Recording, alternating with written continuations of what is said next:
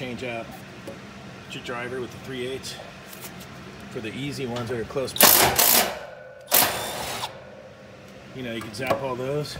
And for that bottom one that's a stickler down there, I got the Milwaukee the angle head. Let me put that in the drill here.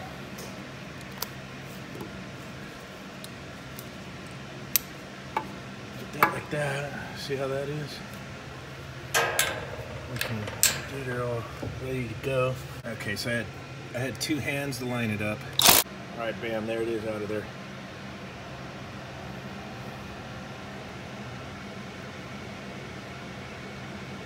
So loosen up the set screws, knock it down, then sand up the dirty part.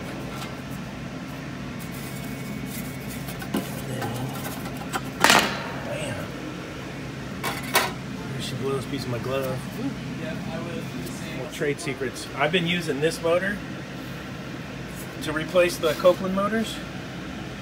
That's the PACKARD 40265.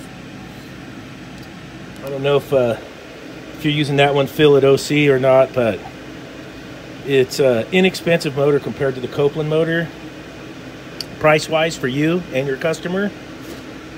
And they've been holding up great. Been using them for years. And that's the one that works for the 1/6 horsepower.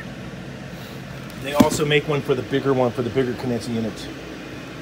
Let's get this little bugger on there. It's out of the box, get the nuts. It's also reversible. And the leads on it are pretty stout. So, and it's an identical change out to the Copeland motor. Get it all back together. And that's the PACKARD style motor, and then that's the original Copeland motor.